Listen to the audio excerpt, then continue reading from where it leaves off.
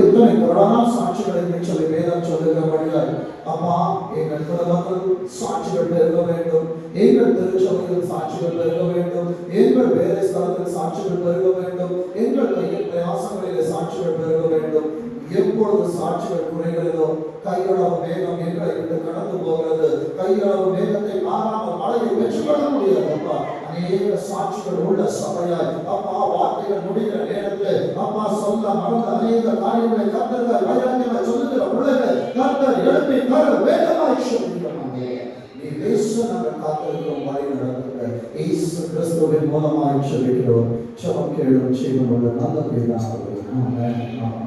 என் அன்பு தேவ பிள்ளைகளே, இந்த 6ஆம் மாதத்தில் 2ஆம் வாரத்தில் வார்த்தையால் கர்த்தர் நமக்கு தந்திருக்கிற வார்த்தை என்னவென்றால் குறைவிலிருந்து நிலை, அதாவது லெஸ் டு பிளஸ். அதாவது என் அன்பு தேவ பிள்ளைகளே, என் வாழ்க்கை குறைவான நிலைமையில் இருக்கிறது என்றால் நான் நிறைவுக்கு நேராக எப்படி போவது என்று சொல்லி என் அன்பு தேவ பிள்ளைகளே, ஆசீர்வாதத்துக்கு ஆங்கிலத்தில் பிளஸிங் பிளஸ் என்று சொல்லுவாங்க. அப்போ ஆண்டவரே நான் தேவ சன்னிதானத்திற்கு வந்து கொண்டிருக்கிறேன் என்றால் என்னை ஆண்டவர் ஆசீர்வாதமாகவே வைத்துக் கொண்டிருக்கிறார். ஆனால் நான் தேவ சமூகத்திற்கு வராமல் இருப்பேன் என்றால் அந்த ஆசீர்வாதத்துல ஃபர்ஸ்ட் வார்த்தை என்னன்னு பாருங்க, பிளஸ். அங்க பிய மேல தூக்கிட்டு பாருங்க, என் வாழ்க்கை குறைவு லெஸ். என் அன்பு தேவனுடைய நான் ஏன் குறைகிறேன் என்றால் ஆசீர்வதிக்கிறவரின் பாத்திரத்திற்குள்ளாய் நான் இல்லாத வழியினாலே நான் குறைவை பார்த்து கொண்டிருக்கிறேன். ஒவ்வொரு பரிசுத்தவான்களின் ஆராதனையிலுமே ஆண்டவர் நான் வருகிறேன், அதாவது 8 மணி ஆராதனை என்றதான நேரத்திலே எனக்கான வாகனம் வரும். நான் உள்ளே வந்த உடனே நான் அதில் ஏறிக்கொள்ள வேண்டும். நான் ஏறிக்கொள்ளுவேன் என்றால் அந்த பஸ் என்ன பண்ண தெரியுமா, என பரலோகத்துக்கு கொண்டு போகும். என் அன்பு தேவ பிள்ளைகளே, அந்த பஸ்ஸுக்குள்ள பரலோகத்தில் இருக்கிறதான பிதாவானவர் பரிசுத்த ஆவியானவர் பரலோகம் எனக்கான ஆசீர்வாதங்களை கொடுத்து மறுபடியும் ஆமென் சொல்லுகிற நேரத்தில் என்னை மறுபடியும் உள்ளே ஏற்றி விடுகிறது. அப்போ அங்கே லெஸ் என்ற இடத்திலே அந்த பீமத்து சேர்கிறதான நேரத்திலே என் வாழ்க்கை ஆசீர்வதிக்கப்படுகிறது. என் அன்பு தேவ பிள்ளையே, அதனாலதான் ஒவ்வொரு ஆராதனையும் சொல்வது என்னன்னா, நீ எப்போ உள்ளவரையோ அப்போ உன்னை ஆண்டவர் எப்படி எலியாவை ரதத்தில் ஏற்றிக்கொண்டு போனாரோ ஒவ்வொரு பரிசுத்தவான்களை கர்த்தர் தம் ரதத்தில் ஏற்றுவார். முடிகிற நேரத்தில் கொண்டு வந்து விட்டுவாங்க. என் அன்பு தேவ பிள்ளையே, நான் வானத்திற்கு ஏறி ஆண்டவரிடத்தில் போய் நான் ஆசீர்வாதங்களை பெற்றுக்கொள்கிற நேரத்தில் தான் என் குடும்பம் ஆசீர்வதிக்கப்படுகிறது. என் அன்பு தேவ பிள்ளைகளே, அதனாலதான் தேவனுடைய பிரசன்னத்திற்குள் வந்துட்டு இங்கும் அங்கும் நாம் போகக்கூடாது, வெளியே இருந்து போகக்கூடாது. கர்த்தருடைய பிரசன்னத்திற்குள்ளே நான் இருக்கணும். இல்லைன்னா பாதியில வந்து நான் பாதியில எனக்கு போன் வருது, பாதியில யாரோ கூப்பிடுறாங்க, யாரோ கூப்பிடுவதற்காக ஓடாது. கர்த்தர் என்னை அழைத்திருக்கிறார் என்று சொல்லி அவருடைய பாதத்தில் உட்கார்ந்து பழகு. கோடி ரூபாய் வரட்டும், உள்ள வந்தவனுக்கு போன் கால் எப்போ ஏரோப்ளேன் மோட்ல இருக்கும். ஆனா இன்னைக்கு அது ஆக்டிவ்ல இருந்துச்சு. அது எந்த போன் எனக்கு அதை பத்தி கவலை கிடையாது. என் நண்பு தேவ பிள்ளைகளே, நான் உள்ளே வந்தது கர்த்தரை ஆராதிக்க, நான் உள்ளே வந்தது கர்த்தரை மேன்மைப்படுத்த, நான் உள்ளே வந்தது கர்த்தரை உங்களுக்கு அறிவித்து செல்ல. அதற்கு முன்பாய் எத்தனை தடைகள் வந்தாலும் அது எனக்கு தேவையில்லை. என் நண்பு தேவ பிள்ளைகளே, இல்லை என்பது எனக்கு இல்லாமல் இருக்க வேண்டும் என்றால் நிறைவானவர் இருக்கும் பொழுது அவரை விட்டு நாம் வெளியே போக கூடாது. இல்லைன்னா ஒண்ணு பண்ணலாம். ஆண்டவரே, செய்தி போறதுக்கு முன்னால எப்படி ஸ்கூல்ல ஒரு பிரேக் தராங்களோ அந்த மாதிரி ஒரு 5 நிமிஷம் சர்ச்ல பிரேக் கொடுக்கலாம். போய் சாப்பிட்டு வாங்க, பிள்ளைக்கு எல்லாம் வாங்கிட்டு வாங்க. என் அன்பு தேவ பிள்ளையே, தேவனுடைய ஆராதனை தொடங்கி விட்டது என்றால் என் அன்பு தேவ பிள்ளையே, பிரசன்னத்திற்குள் வந்த நீ உலகத்திற்குள் போகக்கூடாது. ஆசீர்வாதத்தை இழக்க நேரிடும். என் அன்பு தேவ பிள்ளைகளே, செய்திக்குள்ளாய் கடந்து போகும். எடுத்த ஒருவர் வாசிங்க. உபாகமம் 2ஆம் அதிகாரம், உபாகமம் 2ஆம் அதிகாரம் 7வது வசனத்தை நாம் வாசிக்க கேட்போம். ஒரு நல்ல கவனிங்க, ஆசீர்வதிக்கிற தேவன் என் தேவனாய் இருப்பார். உன் தேவனாகிய கர்த்தர் உன் கை கிரியைகளில் எல்லாம், நம் கை கிரியைகள் அல்ல, உன் கை கிரியைகள் எல்லாம். யார் உள்ளே வருகிறானோ பாதம் உள்ளே படும் என்றால் அவன் கரம் கர்த்தரின் கரத்தினால் ஆசீர்வதிக்கப்படும். என் பாதம் உள்ளே இல்லாமல் இருக்கும் என்றால் கர்த்தருடைய ஆசீர்வாதம் வாசிங்க. நீதிமொழிகளிலே 8ஆம் அதிகாரம் 18ஆம் வசனம் 19ஆம் வசனம் 20ஆம் வசனத்தை வீடுகளுக்கு போய் வாசிச்சு பாருங்க. பொன்னை பார்க்கலும் வெள்ளியை பார்க்கலும் கனம் ஐஸ்வர்யம் தருவதே ஆண்டவர். அப்பா, இவைகள் எல்லாவற்றிலும் காட்டிலும் நீர் எனக்கு போதும் என்று எத்தனை பேரால் சொல்ல முடியும்? வலதுகரத்தை உயர்த்தி சொல்லுங்க, ஆண்டவரே நீங்க எனக்கு போதும். வலதுகரத்தை உயர்த்தினால் உன் கையின் கிரியைகள் ஆசீர்வதிக்கப்படும். பிரதீபுடைய கையெல்லாம் நான் கை தூக்கணும். பிரதீப் தூக்கி வைப்பா. என் நண்பரே பிள்ளைகளே, சபைக்குள்ளாய் உட்கார்ந்திருப்பான ஆக்டிவா இருக்கு. நம்ம பிள்ளைய ஸ்கூலுக்கு போய் விடும் போது நம்ம என்ன பண்றோம்? பிள்ளை எப்படி இருக்குது, பிள்ளை என்ன பண்றோம், எல்லாத்தையும் நம்ம பார்க்கிறோம். ஆனா அதே போல என்னை காண்கிற என் ஆண்டவர் வருகிற நேரத்தில் அவர் என்ன பார்ப்பாங்க? ஸ்டேட்டஸ்ல பார்க்கிறோம். என் பிள்ளை ஸ்கூலுக்கு போயிட்டான், அவன் எப்படி உட்கார்ந்திருக்கான், எல்லா போட்டோ எடுத்து போடுறானே. அப்ப நான் ஆலயத்திற்கு வருகிற நேரத்தில் என்னை பரிசுத்த ஆவியானவர் புகைப்படம் எடுத்து அவர் பரலோகத்திற்கு அனுப்ப மாட்டாரா? அங்கே இருக்கிற பரிசுத்தவான்களுக்கு காண்பிக்க மாட்டாரா? என் பிள்ளை பாகமாட்டிக்கு வந்திருக்கிறா, என் பிள்ளை ஸ்நாக்ஸ் பாக்ஸை கொண்டுட்டு போறா, அப்போ என் பிள்ளை வேதத்தை சுமந்து வருகிறான் என்று சொல்லி பரிசுத்த ஆவியானவர் உங்களை பரலோகத்திற்கு காண்பிக்க மாட்டாரா? காண்பிக்க மாட்டாரா? என் நண்பரை நம்ம மாத்திரம் நல்லா இருந்தா போதாது, பரலோகத்துக்கு உண்மையா இருக்கணும். கையின் பிரயாசங்கள் ஆசீர்வதிக்கப்பட வேண்டும் என்றால் கையிலே வேதம் இருக்க வேண்டும், முழங்கால் தேவ சமூகத்தில் இருக்க வேண்டும், என் வாய் விரிவாய் கிடக்கப்பட்டிருக்க வேண்டும். வேதம் சொல்லுகிறது, உன் தேவனாகிய கர்த்தர் உன் கை கிரியைகளில் எல்லாம் யார் ஆசீர்வதிக்கிறாரு? ஆசீர்வதிக்கிறாரு. என் அந்த தேவ பிள்ளையே, என் கணவன் வந்தால் மனைவி ஆசீர்வதிக்கப்படணும், மனைவி வந்தால் பிள்ளைக்கு ஆசீர்வதிக்கப்படணும் இல்ல. என் அன்பு தேவ பிள்ளைகளே, ஒரு நிமித்தமாய் சில ஆசீர்வாதங்கள் கிடைக்குமே தவிர முழுமையான ஆசீர்வாதங்களை பெற்றுக்கொள்ள முடியாது. என் அன்பு தேவ பிள்ளைகளே, நிகழ்காலமே உனக்கான எதிர்காலம் உன் பிள்ளைகள் அவர்கள் காலங்களில் அவர்கள் வாழ வேண்டும் என்றால் நிகழ்காலத்திலே நீ ஆண்டவரை அவர்களுக்கு காண்பித்தாக வேண்டும். அவர்களுக்கு கர்த்தருக்கு பயப்படுகிற பயத்தை நீ போதித்தாக வேண்டும். லெஸ் டு பிளஸ், அதாவது குறைவிலிருந்து நிறைவுக்கு நேராக போக வேண்டும் என்றால் என் அன்பு தேவ பிள்ளைகளே, நான் கர்த்தரை அவர்களுக்கு காண்பித்து தருகிற ஒரு நல்ல தகப்பனாய் ஒரு நல்ல தாயாய் நான் இருக்கணும். வேதம் சொல்லுகிறது, உன் கை கிரியைகளில் எல்லாம் உன்னை ஆசீர்வதித்து வருகிறார். அப்போ கூட வராரு. எப்போ வருவா? நான் தேவ சமூகத்துக்குள் வருகிற நேரத்தில் அவர் என்னோடு வருகிறார். அடுத்த வார்த்தை சொல்லுகிறது, இந்த பெரிய வனாந்திர வழியாய் நீ நடந்து வருகிறதை நீ எதை கடந்து கொண்டிருக்கிறாய்?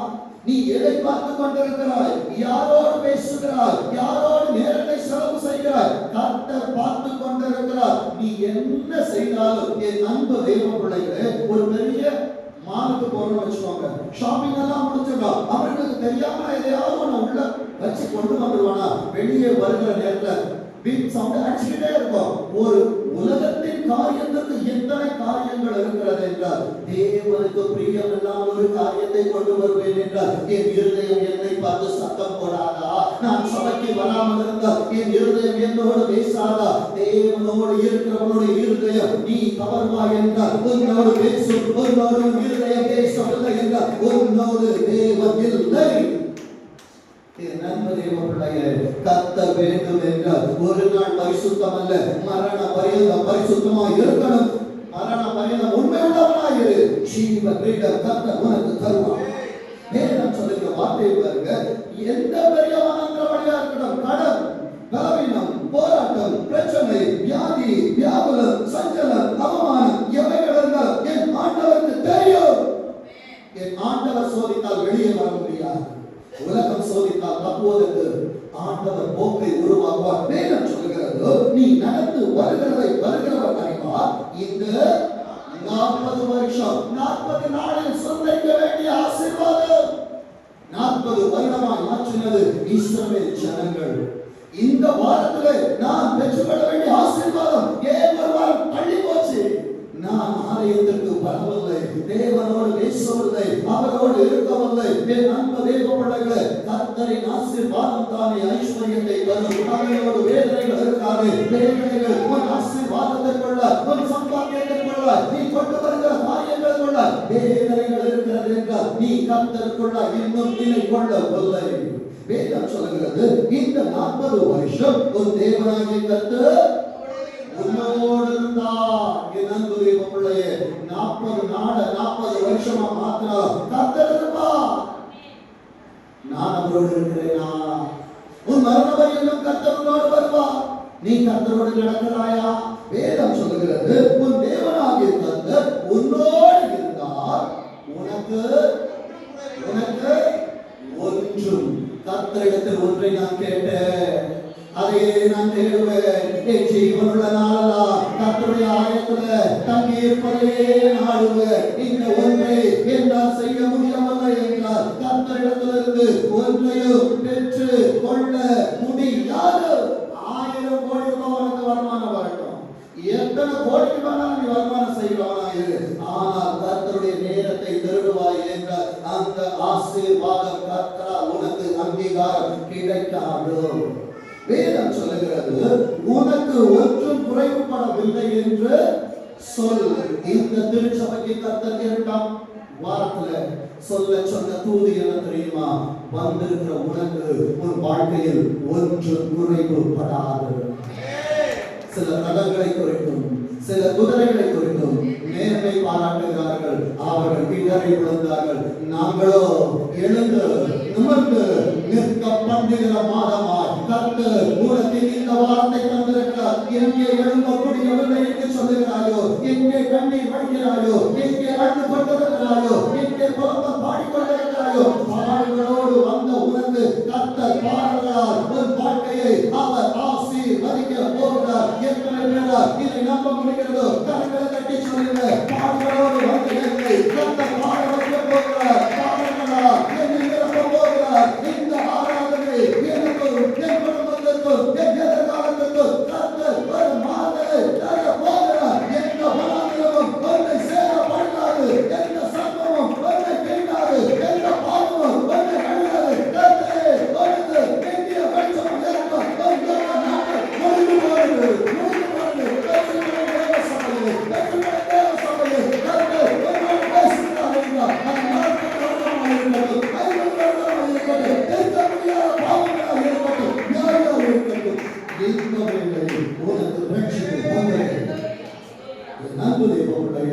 உபாகமம் 8ஆம் அதிகாரம் 4வது வசனத்தை வாசிக்க கேட்போம்.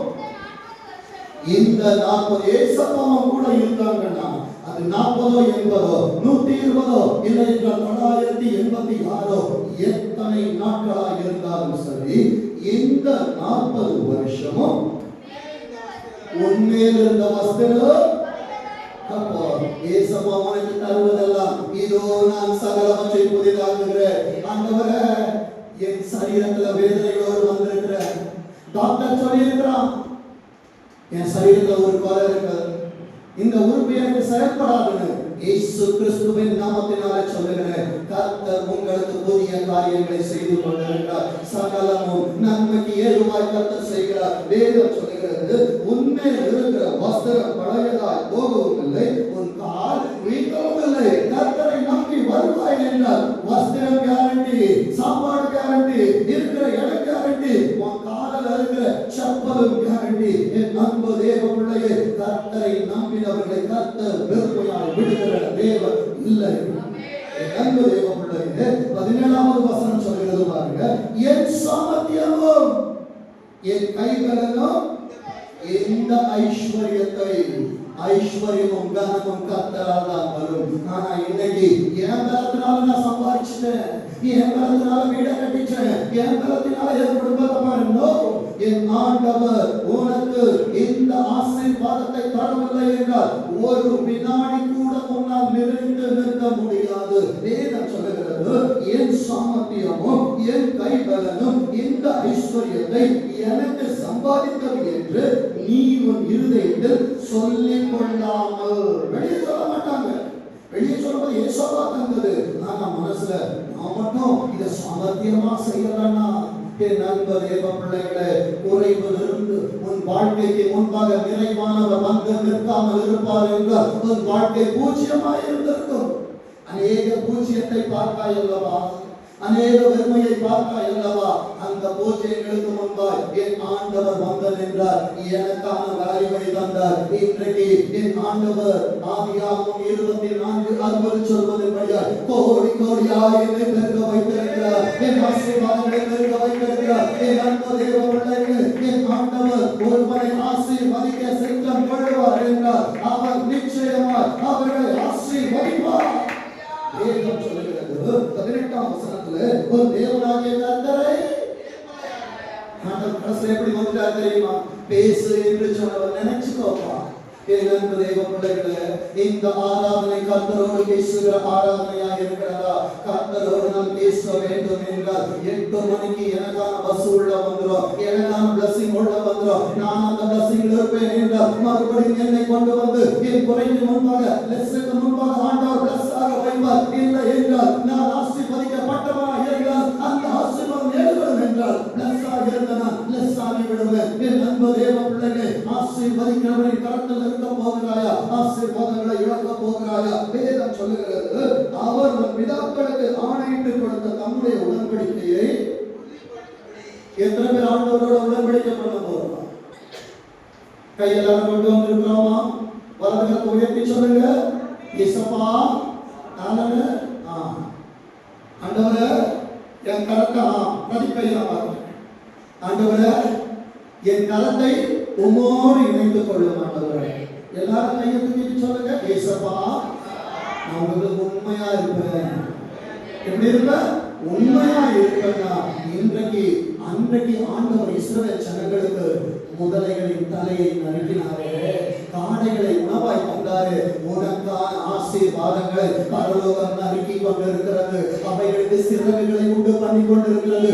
உன்னை சுற்றிலும் பட்டர்ஃபிளைஸாக அதிலும் மீதா இருக்குது. அந்த பட்டர்ஃபிளை உன்னுடைய குறைக்கு முன்பாக வந்து சிறகடித்து இருக்கிற நேரத்தில் இப்போ இயலாமையை பார்த்து சொல்லு. என்னை பலப்படுத்துகிற கிறிஸ்துவனால எல்லாவற்றையும் சொல்லுங்க, எல்லாவற்றையும் செய்ய எனக்கு பலன் உண்டு. அன்பு தேவ பிள்ளைகளே, வேதம் சொல்லுகிறது, இந்நாளில் ஆசீர்வாதம் இல்லாம வந்திருக்கிறாயா? இந்த நாளில கண்ணீரோடு வந்திருக்கிற இந்த நாளில வேதனைகளோடு வந்திருக்கிற இந்த நாளில இந்நாளிலே உனக்கு உண்டாயிருக்கிறது போல என்கிட்ட இதுவரைக்கும் உண்டாகல. எப்போ தேவனுடைய சமூகத்திற்கு வந்து அவர் வார்த்தைகளை விசுவாசிக்கிறேனோ உண்டாக கடவுது என்று சொன்னவர் இந்த ஆராதனைகளை எனக்கு ஆசீர்வாதங்களை உண்டு பண்ணி கொண்டிருக்கிறார். எத்தனை பேருக்கு நான் சொல்லுற காரியம் புரியுது? ஆண்டவரே, வீடு இல்லாம வந்திருக்கிற, ஆண்டவரே துணை இல்லாமல் வந்திருக்கிற, ஆண்டவரே வேலை இல்லாம வந்திருக்கிற, ஆண்டவரே வெறுமையா வந்திருக்கிற, ஆதியாகமம் 1ஆம் அதிகாரத்திலே உண்டாக கடவுது என்ற ஒரு சத்தம் வெளிப்படுத்த முடிவு வரைக்கும் அது தொனித்துக் கொண்டிருக்கிறது. இந்த 2ஆம் வார ஆராதனையில ஒவ்வொரு காதுகளிலும் தொனிக்கிற குரல் என்ன தெரியுமா? உண்டாகிறது. சொல்லுங்க, உண்டாகிறது. உண்டாயிருக்கிறது போல ஐஸ்வர்யத்தை சொல்லுங்க, சத்தமா சொல்லணும். சொல்லுறவங்களுக்கு ஐஸ்வர்யத்தை நிறைவா தருவாங்க. ஐஸ்வர்யத்தை சம்பாதிக்கிறதற்கான நான் சம்பாதித்தது அல்ல, பரலோக எனக்காய் பெரிய ஆசீர்வாதத்தை ஐஸ்வர்யத்தை இந்த ஆராதனைக்கு கொண்டு வந்து இருக்கிறது. வேதம் சொல்லுது, சம்பாதிக்கிறதற்கான பலனை எனக்கு தருவார். சொல்லுங்க, எனக்கு தருவார். ஏசப்பா, அவங்களுக்கு சம்பாதிச்சு கொடுக்க வேண்டாம், என் ஊழியர் எனக்கு கொடுக்க வேண்டாம், என் சொந்தக்காரன் எனக்கு கொடுக்க வேண்டாம். அப்பா, எல்லாமே கையை பார்த்து சொல்லுங்க, இதுவரைக்கும் இந்த கையில இருந்து எனக்கு ஆசீர்வாதம் வரல. நான் எப்ப ஏசப்பாவுடைய கையோடு நான் உடன்படிக்கை பண்ணனோ இந்த தரித்திரம் பிடிச்ச கையை சரித்திரத்தை எழுத போகுது, சரித்திரம் படைக்க போகுது. எங்களை சொல்ல போறீங்க, என் வாழ்க்கை மாற போகுது, என் தொழில் மாற போகுது, என் ஊழியத்துல விருத்திய பார்க்க போகுது, என் பிள்ளைகள் எல்லாரும் கர்த்தரால் ஆசீர்வதிக்கப்பட போறாங்க. என் அன்புடைய பிள்ளைய உபாகமம் 9ஆம் அதிகாரம் 9வது வசனத்தை வாசிக்க பார்ப்போம். கர்த்தர் உங்களோடு பண்ணின உடன்படிக்கை பலகைகளாகிய, உங்க கையில ஒரு வேதம் இருக்கு தெரியுமா? அதுதான் உடன்படிக்கை. அதுல 2 பலகை இருக்கு. ஒன்று பழைய ஏற்பாடு, இன்னொன்னு புதிய ஏற்பாடு. ஏற்பாடு 2 பலகை இருக்கணும். 2 பலகைகளும் இல்லை என்றால் என் வாழ்க்கை மட்ட பலகையாக, அதாவது ஒன்றும் இல்லாத வெறும் ஏடாய் மாறிவிடும். வேறு சொல்லுகிறது பாருங்க, உடன்படிக்கை பலகைகளாகிய கற்பலகைகளை பெற்றுக் கொள்ளும்படி நான் மலையில் ஏறின போது ஒவ்வொரு ஆராதனை நான் கர்த்தருடைய சமூகத்துல எப்படி முதலாவது சொன்ன பாத்தீங்களா, உள்ள ஒருத்த வந்துட்டானா அவனுக்கான வாகனம் மேல கொண்டு போயிடும். மலைக்கு ஏறி 40 நாள் இரவும் பகலும் மலையில் தங்கி அப்பம் புசியாமல் தண்ணீர் குடியாமல் இருந்த அன்னைக்கு மோசேயை 40 நாள் உட்கார வச்சாரு. ஆனால் இன்றைக்கு 6 நாளை உன் கரத்தில் தந்துவிட்டு 7ஆம் நாளில் ஓய்ந்திருந்தவர் அந்த ஓய்வு நேரத்தில் உன்னை தன் கரத்திலே ஏந்தி கொண்டு எலியாவுக்கு ரதம் என்றார். இன்றைக்கு ஆராதனைக்கு வந்த உனக்கு கர்த்தருடைய கரம் கீழே இறங்கி வரும். விசுவாசிக்கிறீங்களா? என் அன்பு தேவப்பிள்ளைகளே, அந்த கரம் உன்னை மேலே கொண்டு போய் நீ கேட்டதும் நீ தேடாததும் உனக்கு தெரிந்ததும் உனக்கு தெரியாததும் எரேமியா 33:3 சொல்லுவதன்படியா என்னை நோக்கி கூப்பிடு, அப்பொழுது நான் உனக்கு உத்தரவு கொடுத்து நீ அறியாததும் உனக்கு எட்டாததுமான பெரிய காரியங்களை. அப்ப இன்னைக்கு நமக்கு நிறைய காரியம் தெரியலடா. சபைக்கு சீக்கிரம் வரல, சபையின் கூடுதலுக்கு வரல, சபையின் ஆராதனைக்கு ஒழுங்கல்ல. இந்த ஒழுங்குகள் நமக்கு வரும் என்றால் எட்டாத காரியம், அறியாத காரியம் கர்த்தர் நமக்கு தருவார். வேதம் சொல்லுகிறது பாருங்க, 10வது வசனம் சொல்லுகிறது, அப்பொழுது எப்ப தேவன் விரலினால் எழுதுவார் தெரியுமா? சபைக்குள்ளாய் வந்து மலையிலே ஏறுகிற அனுபவம் இருக்கிறவனுடைய இருதயத்தில் கர்த்தருடைய விரலினால் கர்த்தர் எழுதுவார். எத்தனை பேருக்கு ஆசை? ஏசப்பா அவர் விரலினால் என் இருதயத்தில் எழுதணும். நீ பேனாவால எழுதி எழுதி படிக்கிறது மறந்து போகலன்னா ஏசப்பா கையால எழுதுனா மறந்து போகுமா? என் அன்பு தேவ பிள்ளைகளே, கர்த்தருடைய எழுத்து ஒரு நாள் ஒழிந்து போகாது. வானம் ஒழிந்து போகலாம், பூமி ஒழிந்து போகலாம், கர்த்தருடைய வார்த்தைகள் ஒரு நாளுமே அழியவும் அழியாது, ஒழியவும் ஒழியாது. இன்றைக்கு இந்த 2ஆம் வாரங்கள் வந்திருக்கிற சின்னவர்களிலிருந்து பெரியவர் இருதயத்திலே கர்த்தர் ஒரு வார்த்தையை எழுத போகிறார். உண்மை உள்ளவன், உண்மை உள்ளவன். எத்தனை பேருக்கு சந்தோஷம்? யாரை பார்த்தாலும் சந்தோஷம் இருக்கிற மாதிரி தெரியல.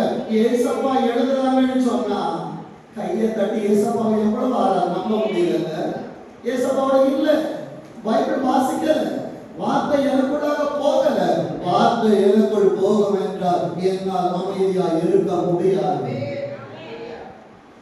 பெல்ஷஸ்ஸார் என்னும் ராஜா ஆண்டவருடைய பாத்திரத்துல ஊத்தி குடிச்சு மனைவி மனமான காட்டிகள் எல்லாருக்கும் கொடுத்தான். மேலே மேலே தெற்காசு உபாசின் என்று ஒரு எழுத்து எழுதுச்சு. அவன் நித்திர போச்சு.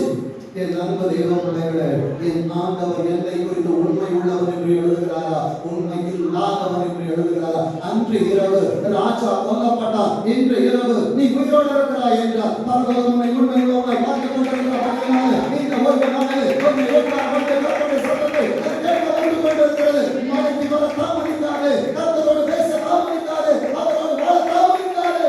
இன்னும் காலம் செல்லுகிறது. வேதம் சொல்லுகிறது, தேவனுடைய விரலினால் எழுதியிருக்கிற 2 கற்பலகைகளை கர்த்தர் தேவனிடத்தில் ஒப்புக் கொடுத்தார். எல்லாரும் ஏசப்பா தர மாட்டாங்க. பரிசுத்த வேதாகமம் எல்லாரும் கையிலே இருக்குதா? இருக்குதா? நான் தூக்கி சொல்ல மாட்டேன், ஏன்னா நிறைய பேர்கிட்ட இல்லைன்னு எனக்கு தெரியும். என் நண்பு தேவ பிள்ளைய சண்டைக்கு போகும்போது அவங்க பட்டயம் இல்லாம இருந்தா எதிரை ஓங்கி குத்திடுவான்.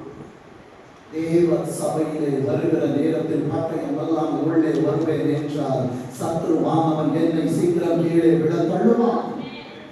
தயவு செய்து சொல்றேன், மொபைல்ல வாசிக்கிறது, பக்கத்துல கடை வாங்கி வாசிக்கிறது, ஒரு வீட்டுல ஒரு பிரஷ் வச்சு 4 பேர் பதில் வைக்கிறோமா? யார் வீட்லயாவது? என் கணவன் எனக்கு மிகவும் பிரியமானவன், என் மனைவி எனக்கு மிகவும் பிரியமானவள், எங்க அப்பா அம்மா எனக்கு ரொம்ப பிடிக்கும், அதனால எங்க வீட்டுல ஒரே ஒரு பிரஷ் தான், நாங்க ஒரே பிரஷ்ல 4 பேர் வந்து தேய்ப்போமா? ஏன்? என் அன்பு தேவனுடைய சபைக்கான ஒரு ஒழுங்கு இருக்கிறார். கர்த்தருடைய சமூகத்தில் வேதம் இருக்க வேண்டும், உரைகளை பட்டயம் இருக்க வேண்டும், அது பிடிக்கப்பட்டு படிக்கப்பட்டு இருக்க வேண்டும். வேதம் சொல்லுகிற வார்த்தையை பாருங்க, கர்த்தரின் விரலினாலே எழுதியிருந்த 2 கற்பலகைகளை கர்த்தர் என்னிடத்தில் ஒப்புக் கொடுத்தார். அடுத்த வார்த்தை சொல்லுங்க, பாருங்க. சபை சபை சபை அன்றைக்கு வெறும் சபைதான், இன்றைக்கு திருச்சபை. சொல்லுங்க, இன்றைக்கு இருப்பது திருச்சபை. திரு என்பது அரசன், எனக்கான அரசன். நான் கணக்கு கேட்க மாட்டேன், அவர் வந்து நிச்சயம் கணக்கு கேட்பார். நான் தேவ சமூகத்தில் இல்லாமல் இருப்பேன் என்றால் அவரின் ஆசீர்வாதங்களை ஊதி போடுவார். நான் அவர் சமூகத்தில் வாழ்வேன் என்றால் யுக யுகமாய் பூமியில் மாத்திரமல்ல பரலோகத்திலும் என் பெயரை எழுதினவர். அவர் யோக யோக யோக யோக யோக யோகமாய் அவர் என்னை அரசாட்சி செய்ய வைப்பார். வேதம் சொல்லுகிறது, சபை கூடியிருந்த நாளில் கர்த்தர் மலையில, அப்போ சபைக்குள்ளே வரும்பொழுது அக்கினி எரியும். அக்கினியிலிருந்து வெளியே போனா ஏசப்பாவுடைய கோபம் மேல பற்றி எரியும்.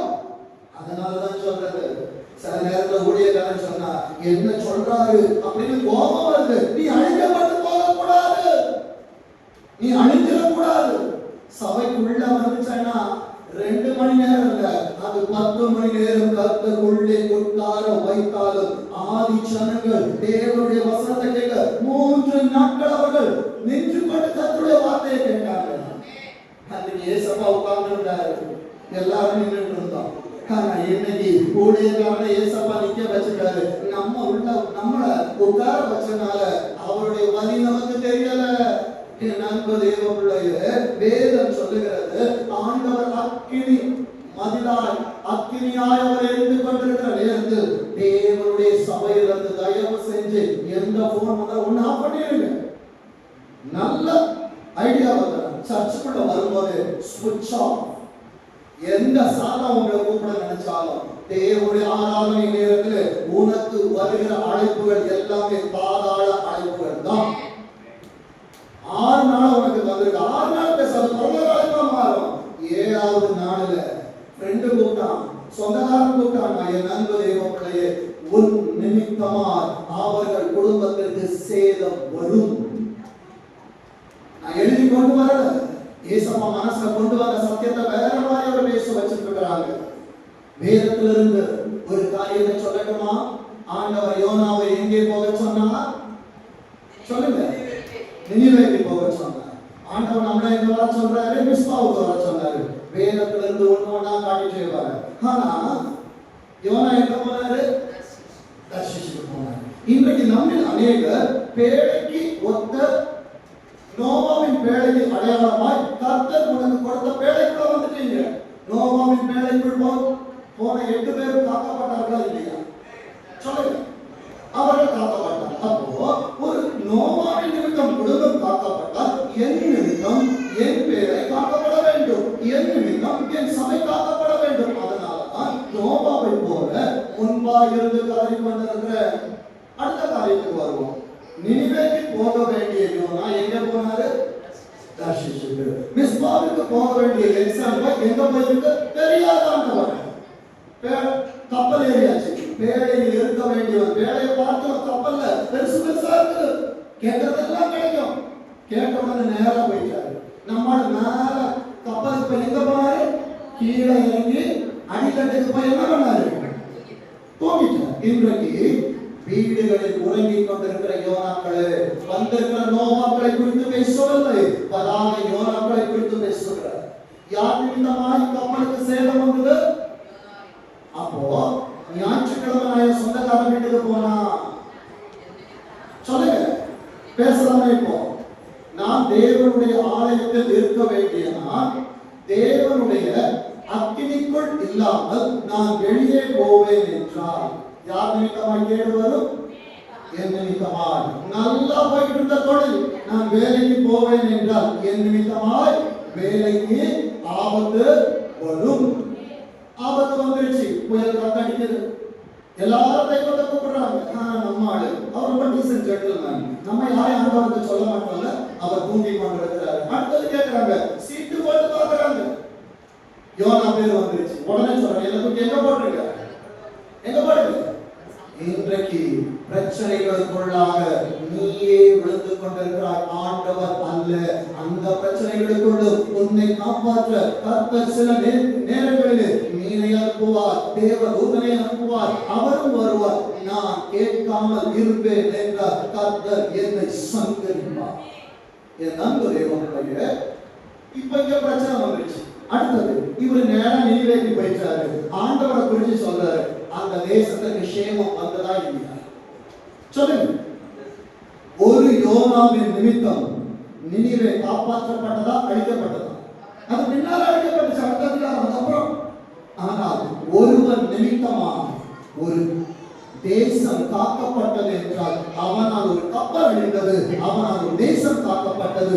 இன்றைக்கு திருச்சபைக்கு வராமல் இருப்பாய் என்றால் கேடு உன்மூலமாய் ஒரு உள்ளே இருப்பாய் என்றால் ஆசீர்வாதம் வந்தால் ஒரு கரங்களை தட்டி கண்டது நன்றி சொல்லு. நான் ஆண்டவரை ரட்சித்து போகிறவன் அல்ல, நான் மிஸ்மாவுக்கு ஓடி வருகிறவன், தேவ சந்தத்தை நிற்கிறவன், கர்த்தருடைய வார்த்தையை கேட்கிறவன். எந்த சூழ்நிலையிலும் சொல்லு, தேவனுடைய மெசேஜ் இருக்குதா, தேவனுடைய ஆராதனை வெளியே போகுது, யாராவது தயவாய் சொல்லுகிறேன். பலிபீடத்திலிருந்து சொல்லப்படுகிற வார்த்தை பரலோகத்திலிருந்து கொடுக்கப்படுகிற மன்னா. நண்பு தேவ பிள்ளையே, அழிக்கப்பட்டு போகக்கூடாது. இல்ல நான் சோதிச்சுப்பா வாழ்க்கையில பிரச்சனை வரும், குடும்பம் ஆடும், கீழே ஓடிப்பா மருந்து நாங்க. என் நண்பு தேவ பிள்ளையே, வேதம் சொல்லுகிற வார்த்தையை பாருங்க. உபாகமம் 9:16 வாசிங்க. உபாகமம் 9ஆம் அதிகாரம் 16வது வசனம். நான் பார்த்தபோது நீங்கள் உங்கள் தேவனாகிய கர்த்தருக்கு விரோதமாய் ஏசப்பா வருவாங்க, என் இருதயத்தை பார்ப்பாங்க. என் அன்பு தேவ பிள்ளையே, நான் பாவம் செய்கிறவனாய் இருக்கிறேனா, பரிசுத்தமாக இருக்கிறேனா? வேதம் சொல்லுகிறது, நான் பார்த்தபோது நீங்கள் உங்கள் தேவனாகிய கர்த்தருக்கு விரோதமாய் பாவம் செய்து பார்ப்பிக்கப்பட்ட கன்று குட்டிகளை உங்களுக்கு உண்டாக்கி. இன்னைக்கு எந்த கண்ணுக்குட்டியை உண்டாக்கிட்டு இருக்கிற?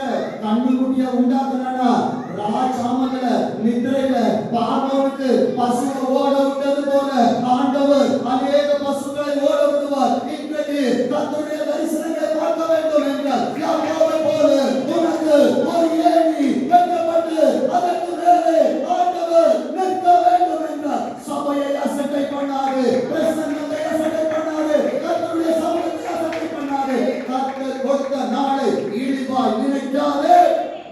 என் அன்பு தேவ பிள்ளையே, கர்த்தர் உங்களுக்கு விதித்த வழியை சீக்கிரமாய் விட்டு விலகினதை கண்டேன். சபைக்குள்ள உட்கார்ந்து வார்த்தை வாசிக்கிற நேரத்துல ஏசப்பா ஏசப்பா எனக்குள்ள அக்கினி எரியுது. நான் வெளியே போனேன்னா என் அன்பு தேவ பிள்ளைகளை மிகவும் வேதனையோட சொல்றேன். மனிதனை அல்ல, உண்டாக்கினவரை அசட்டை பண்ணாதே, உதாசீனப்படுத்தாதே. இன்றைக்கு அவருடைய ரத்தத்தை குடிக்கும் போது பரிசுத்தம், அப்பத்தை சாப்பிடும் போது பரிசுத்தம். அந்த பரிசுத்தம் தொடக்கம் முதல் முடிவு பரியந்தம், மரணம் பரியந்தம் கர்த்தருக்காய் திருச்சபையில் இருக்கட்டும். வேதம் சொல்லுகிறது 17வது வசனத்தை வாசிக்க பார்ப்போம். அப்பொழுது நான் என் 2 கைகளிலும் இருந்த 2 பலகைகளையும் ஓங்கி எரிந்து அவைகளை உங்கள் கண்களுக்கு முன்பா. சில நேரங்களில் கர்த்தருடைய உடன்படிக்கை குடும்பத்தில் ஏன் முறிக்கப்படுகிறது, திருச்சபை ஏன் முறிக்கப்படுகிறது? என் அன்பு திருச்சபையே, கர்த்தருடைய பிரசன்னத்தில் இல்லாமல் நீ எங்கே இருந்தாலும் உன் கரத்தில் இருக்கிற அவரது உடன்படிக்கை கர்த்தர் உடைப்பார். என் அன்பு தேவனுடைய நான் உடையலாம், ஆனால் என் தலைமுறை உடையக்கூடாது, நான் உடையலாம், என் ஊழியர்கள் உடையக்கூடாது. ஏனென்றால் என்னை போயவர் உருவாக்குவார். ஆனால் ஒத்தி உள்ள ஸ்திரீ வீட்டை கட்ட வேண்டுமே தவிர கையினால் இடித்து போடுவாள் என்றால் மறுபடியும் கர்த்தர் அதை எழுப்பவே மாட்டார். கர்த்தர் எழுப்ப வேண்டும் என்றால் அவரிடத்தில் உண்மையாய் பேசுங்க. வேதம் சொல்லுகிறது கொஞ்சத்தில் அப்ப 2.5 மணி நேரம் எனக்கு உண்மை இல்லையே, ஆண்டவருடைய சமூகத்தில் 3 மணி நேரம் உண்மை இல்லையே. உண்மையுள்ள மனுஷனுக்கு தானே பரிபூர்ண ஆசீர்வாதம். கர்த்தர் எனக்கு கொடுத்த சபையில 2 மணி நேரம் 3 மணி நேரம் எனக்கு உண்மை இல்லாமல் இருக்கும் என்றால் அநேகத்தின் மேல் கர்த்தர் என்னை எப்படி ஆசீர்வதிக்க முடியும்? நீ நம்மை நாமே ஆராய்ந்து பார்த்தால் அநேக கேள்விகளுக்கு பதில் கிடைக்கும். 19வது வசனத்தை கர்த்தர் உங்களை மறுபடியும் சொல்லுகிறார். பலிபீடத்திலிருந்து நமக்கு நேராக ஒரு வார்த்தை வருகிறது.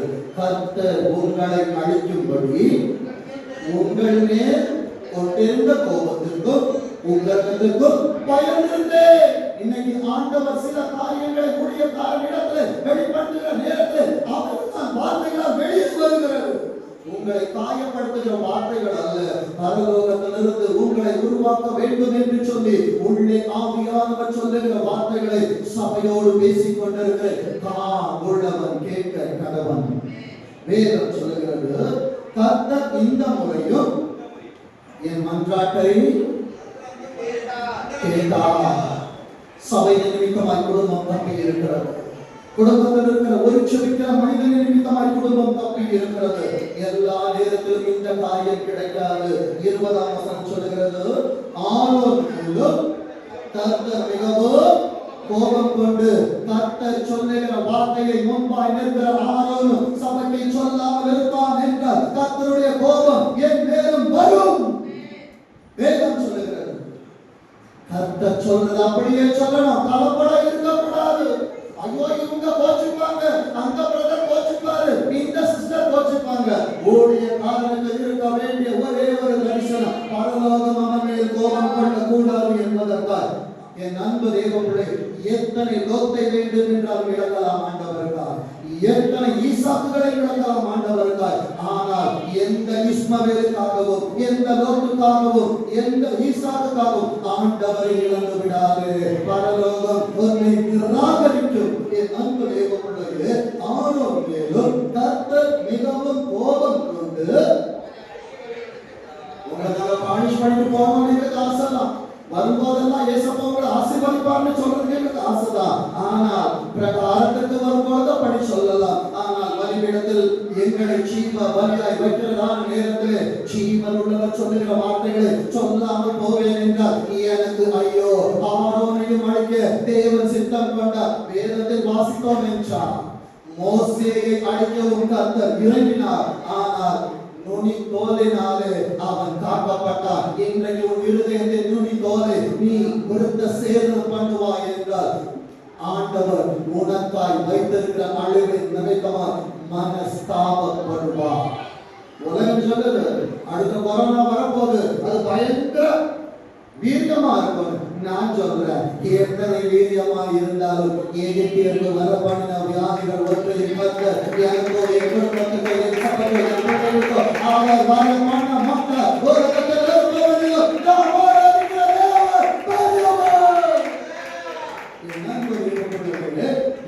சொல்லுகிறது. அப்பொழுது ஆரோனுக்காகவும் விண்ணப்பம் பண்ணினேன். என் அன்பு தேவ பிள்ளையே, சில நேரங்களில் ஒரு ஆவிக்குரிய தாய் தகப்பன் உனக்காய் கண்ணீர் வடிப்பது உனக்கு தெரியாது, உங்களை சிக்ஷிக்கிறது தெரியும். என்னோட பேசவில்லை, நீ சாகக்கூடாது என்று பேசிக் கொண்டிருக்கிற, நீ அடிக்கப்பட்டு கூடாது என்பதற்காக பேசிக் கொண்டிருக்கிற கர்த்தர் ஊழியக்காரனின் வார்த்தைகளை எப்படி நான் பண்ணுவார் தெரியுமா? வேதத்திலிருந்து காண்பித்து தருகிறேன். குறைவோடு வந்திருக்கிறாயா? உன்னை ஆசீர்வதிப்பதற்காக கர்த்தர் என்னை அங்கே இருந்து இங்கே அனுப்பினார் என்று இந்த வாரத்துக்குள்ள கர்த்தர் வந்திருக்கிற ஒவ்வொரு குடும்பத்தையும் வாங்குவாங்க. பலிபீடத்திலிருந்து ஊழியக்காரனை சொல்ற இந்த வாரத்துக்குள்ள கர்த்தர் அநேக வார்த்தைகளை, பெரிய நன்மைகளை, காரியங்களை என்னோடு பேசினது உண்மை என்றால் அங்கே அவர் காரியங்களை நடப்பிப்பார். எதற்காக கண்ணீர் வடிக்கிறார்? பலவீனத்தை பார்த்தா, இயலாமையை பார்த்தா, இந்த ஆராதனையோடு ஒரு துன்பம் முடிய போகுது. வாசிக்கிறோம் 1 ராஜாக்கள் 17ஆம் அதிகாரம் 1ஆம் வசனம் சொல்கிறது, கீலேயாத்தின் குடிகளிலே திஸ்பியனாகிய எலியா ஆகாபை நோக்கி என் வார்த்தையின்படியே, நல்லா கவனிங்க, ஒரு ஊழியக்காரன் பலிபீடத்திலிருந்து சொல்லுகிற வார்த்தையை கர்த்தர் நிச்சயம் பதில் தருவார். வேதம் சொல்லுது, என் வார்த்தையின்படி அன்றி இந்த வருஷங்கள்ல பனி மழை பெய்யாது. இஸ்ரவேலின் தேவனாகிய குடும்பத்திற்கு முன்பாக நிற்கிற ஒரு கணவன் சொன்னா அந்த குடும்பம் எப்படி கேட்கிறோ அதே போல கர்த்தருடைய பலிபீடத்தில் நின்று ஒரு ஊழியக்காரன் சொல்லுகிற வார்த்தையை கர்த்தர் கனப்படுத்துவார். வேதம் சொல்லுகிறது பாருங்க, இஸ்ரவேலின் தேவனாகிய கர்த்தருக்கு முன்பாக நிற்கிற நான் அவருடைய ஜீவனை கொண்டு சொல்லுகிறேன், இன்றைக்கு அவருடைய ஜீவனை கொண்டுதான் என் திருச்சபைக்கு சொல்லுகிறேன், உன் வறுமை மாறப் போகிறது, உன் பிரச்சனைகள் மாறப் போகிறது, உன் கண்ணீர் மாறப் போகிறது, உன் கடன் மாறப் போகிறது, உன் இயலாமை மாறப் போகிறது. இல்லை என்பது உனக்கு இல்லாதபடிக்கு கர்த்தர் தமது வானத்தின் பலகணிகளை திறக்க போகிறார். இடம் கொள்ளாமல் கர்த்தர் உன்னை ஆசீர்வதிப்பார். வேதம் சொல்லுகிற வார்த்தையை பாருங்க. 13வது வசனத்தை வாசிங்க. 1 ராஜாக்கள் 17:13 வாசிங்க. அப்பொழுது எலியா அவளை பார்த்த, இன்றைக்கு எலியாவை ஆண்டவருக்கு ஒப்புமையாய் சொல்லுகிற சபையை விதவைக்கு ஒப்புமையாய் காண்பிக்கிற ஆண்டவர் இன்றைக்கு குறைகளோடு வந்திருக்கிறதான உன்னை பார்த்து கர்த்தர் சொல்லுகிறார். அவளை பார்த்து, பயப்படாதே, நீ போய் ஒரு வார்த்தையின்படியே ஆயத்தப்படுத்த. நீ என்ன நினைச்சு உள்ளவங்க, எதை ஆண்டவர் உனக்கு செய்வார் என்று விசுவாசிக்க, உன் வார்த்தையின்படியே உனக்கு ஆக கடவுள். சொல்லுங்க, நான் எதை விதைக்கிறேனோ அதை கர்த்தர் எனக்கு அறுக்க வைப்பார். வேதம் சொல்லுகிறது பாருங்க, நீ போய் உன் வார்த்தையின்படியே ஆயத்தப்படுத்துது. ஆனாலும் முதல் ஓய்வு நாளிலே முதல் துளிகள் கர்த்தருக்குரியது. சம்பாத்தியத்துல முதல் காரியம் கர்த்தருக்குரியது. என் கையின் பிரயாசத்துல முதல் காரியம் கர்த்தருக்குரியது. 24 மணி நேரத்துல 2 மணி நேரம் 40 நிமிடங்கள் என் கர்த்தருக்குரியது. ஒரு வார்த்தையின்படி செய்தாலும் ஒரு விருப்பப்படி செய்தாலும் முதல் கர்த்தருக்கு பிரியமானதை கர்த்தருக்கு தரணும். ஆண்டவரே, நான் சம்பாதித்துக் கொண்டு வருகிறதான காரியங்கள் மக்களான பைகளுக்கு போகாமல் நீ ஊதி போடாமல் இருக்க வேண்டும் என்றால் முதல் அதை நான் பலிபீடத்திலே ஜீவித பலியாய் இருக்கிறேன், பரிசுத்த பலியாய், அந்தி பலியாய் கர்த்தருடைய சமூகத்திலே நான் படைக்க வேண்டும். நான் படைப்பேன் என்றால் என் நிறைவு கொண்டால் நிறைவானவர் நிறைத்து என்னை ஆசீர்வதிப்பார். வேதம் சொல்கிறது, முதலாவதிலே எனக்கு சிறிய அடை பண்ணி என்னிடத்தில் கொண்டு வா.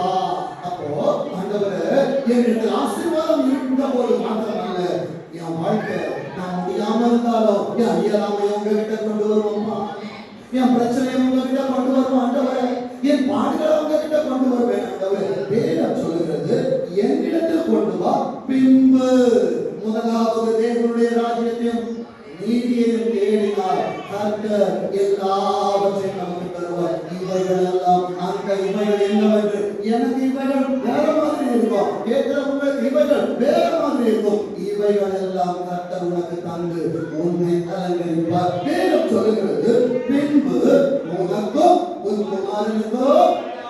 பாஸ்டர், நான் என் பிள்ளைக்கு கொடுக்கணும் பாஸ்டர். முதலாவது கர்த்தரை பசியா இருக்க விடாது. அவருடைய சமூகத்துக்கு வந்துருங்க, அவருடைய பாதத்துல உட்கார்ந்துருங்க, அவருடைய வார்த்தையை கேளுங்க.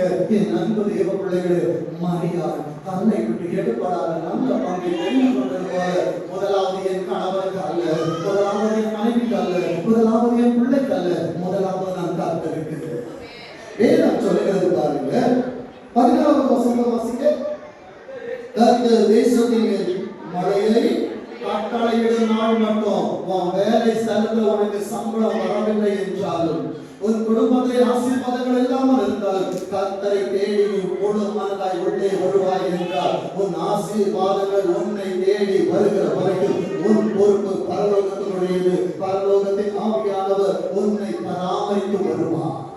வேதம் சொல்லுகிற வார்த்தை பாருங்க, நீ மழையை கட்டளையிடும் நாள் மட்டும் பானையில் செலவழித்து போவதும் இல்லை, கலசத்துல எண்ணெய் குறைந்து போவதும் இல்லை. சொல்லுங்க, இல்லை என்பதே எனக்கு இல்லை. எத்தனை விசுவாசிக்கிறீங்க? என் பொருளாதாரம் குறையாது, என் ஆசீர்வாதம் குறையாது, என் வீட்டுல அரிசி கூட்ட குறையாது, என் வீட்டுல மருத்துவ முதலான காரியங்கள் குறையாது.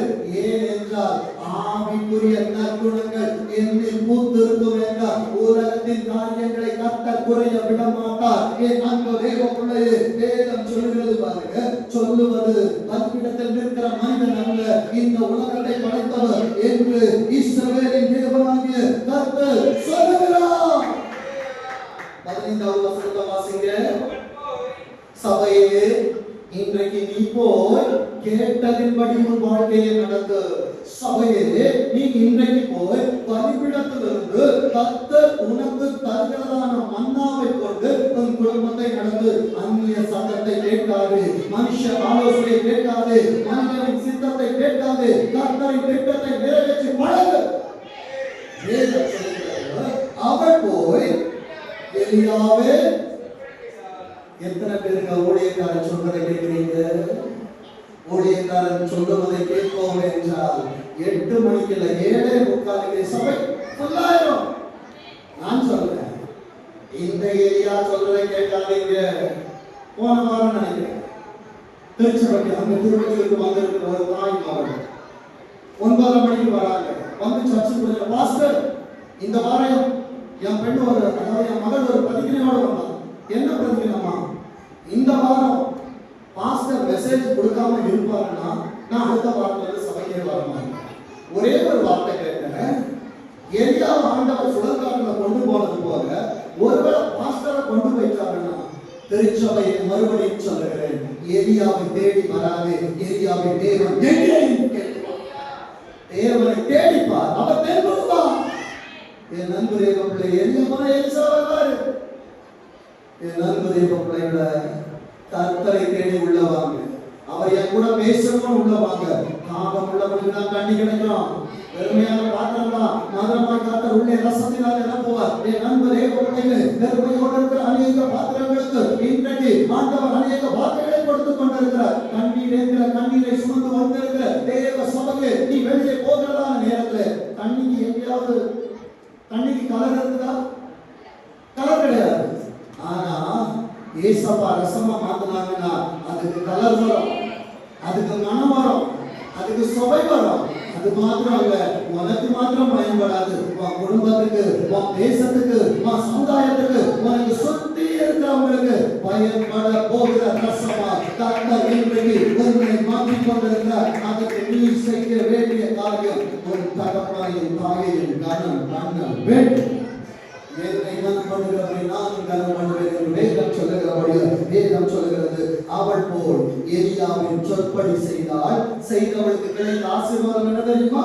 அவளும் நீ செய்தனா உனக்கு ஆசீர்வாதம், சபைக்கு ஆசீர்வாதம். அடுத்தது அவள் வீட்டாரும் அநேக சொல்லுங்க பார்ப்போம். இந்த 2வது ஆராதனைக்கு வந்த நாங்கள் அநேக நாட்கள் வாழ்ந்திருந்து தேசத்தின் நன்மையால் திருப்தியாக போகிறோம். பரலோகத்தின் நன்மையால் ஆசீர்வாதப்பட போகிறோம். என் அன்பு தேவ பிள்ளையே, நடந்த காரியம் என்ன தெரியுமா?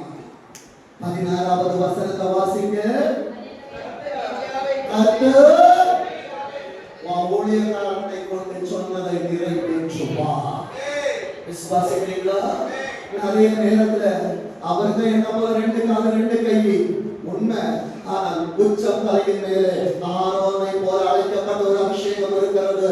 இந்த அபிஷேகம் பொய் சொல்லாது, இந்த உடன்படிக்கை பொய் சொல்லாது, இந்த அழைப்பு பொய் சொல்லாது. வேதம் சொல்லுகிறது, கர்த்தர் எலியாவை கொண்டு சொன்ன வார்த்தையின்படியே. இப்ப சபையா எல்லாரும் சொல்லணும், பானையிலே நான் செலவழிந்து போகவும் இல்லை, கலசத்தில் எண்ணெய் குறைந்து போகவும் இல்லை. இப்ப சொல்லுங்க, இல்லை என்பதே என் சபைக்கு இல்லை, இல்லை என்பதே என் குடும்பத்துக்கு இல்லை, இல்லை என்பதே என் தலைமுறைக்கு இல்லை. அன்பு தேவ பிள்ளைகளே, 1 ராஜாக்கள் 3ஆம் அதிகாரம் 1 ராஜாக்கள் 3ஆம் அதிகாரம் 5வது வசனத்தை வாசிங்க. சபைக்கான வார்த்தை. கிபியோனிலே கர்த்தர் சாலமோனுக்கு சபையை கர்த்தர் எப்படி பார்க்கிறார் என்றால், ராஜாக்களை பார்க்கிறார், ஆசாரியர்களை பார்க்கிறார். எத்தனை ஆசை?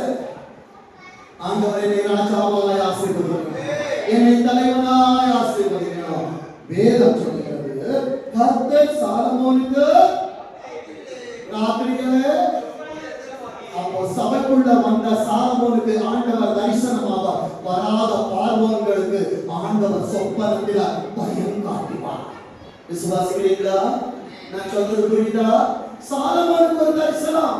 அந்த தரிசனத்திலே தரிசனமானவர் ஆண்டவரை தரிசிக்க நீ வருவாய் என்றால் பரலோகம் உன்னை தரிசிக்க வரும். வேதம் சொல்கிறது, நீ என்னிடத்திலே கேளென்று தேவன் சொன்னார். எத்தனை பேருக்கு இவ்வளவு நேரம் சொன்ன வசனம் விளங்குச்சு? ஏசப்பாவை பார்க்க வந்தீங்கன்னா, காலை முழுவதும் ஆண்டவரோடு இருந்தீங்கன்னா, நைட்டு ஏசப்பாவை விசிட் பண்ண வருவாங்க. விசிட் பண்ண வந்தவங்க உனக்கு என்ன வேணும்னு கேட்பாங்க. மனுஷங்கிட்ட கேட்டு தோத்து போயிட்டியா? டாக்டர் கிட்ட சொல்லி தோத்து போயிட்டியா? உறவுகிட்ட சொல்லி தோத்து போயிட்டியா? ஏசப்பா கிட்ட சொல்லி தோற்றவன் ஒருவனும் கிடையாது. ஏன்னா அப்பாவுக்கு மரணத்துல கூட தோக்க தெரியல. அவர் ஜெயித்தார் என்றார் என் சபை ஜெயிக்கும். அவர் ஜெயித்தார் என்றார் என் குடும்பம் ஜெயிக்கும். அவர் ஜெயித்தார் என்றார் என் கல்வி பிரயாசங்கள் ஜெயிக்கும். என் அன்பு தேவ பிள்ளைகள் கர்த்தரை ஜெயிக்க இங்கே கொண்டு வந்திருக்கிறார். எத்தனை பேர் ஏசப்பாட்ட கேட்க போறீங்க? எல்லாருக்கும் விருப்பம் இருக்குதா? விருப்பத்தை மனசு அப்படியே கேளுங்க. ஏசப்பா, இந்த கட்டளப்பட்ட பகுதியில் ஒரு சொந்த இடத்தை என் அன்பு தேவ பிள்ளைகளை நம்ம, அதாவது என் தகப்பன் இருந்த சபைக்கு பின்னால் அவர்கள் கட்டின எல்லா சபையுமே கர்த்தர் சொந்த சபையாக கொடுத்துட்டு இருக்காங்க. இன்னைக்கு காஞ்சிபுரத்துல போன் பண்ணி சொன்னாங்க, ஜன்னல் வச்சுட்டோம், கதவு வச்சாச்சு. என் அன்பு தேவ பிள்ளைகளை நான் இங்கே இருந்து தரிசனமாய் சொல்கிறேன். கர்த்தர் இந்த பகுதியில் நமக்கு பலத்தினாலும் அல்ல, பராக்கிரமத்தினால் அல்ல, கர்த்தருடைய ஆவியினால் ஆகும். முற்றின ஆலயத்தின் மகிமையை பார்க்கிறோம். பிந்தின ஆலயத்தின் மகிமை பெரிதாயிருந்து வேதம் சொல்கிறது. என் அன்பு தேவ பிள்ளைகளே, 1 சாமுவேல் 3ஆம் அதிகாரம் 1 சாமுவேல் 3ஆம் அதிகாரம் 19வது வசனத்தை வாசிங்க பார்ப்போம். 1 சாமுவேல் 3:19. சாமுவேல் வளர்ந்தா. இன்றைக்கு சின்ன பிள்ளைகளா இருக்கிறீங்களா?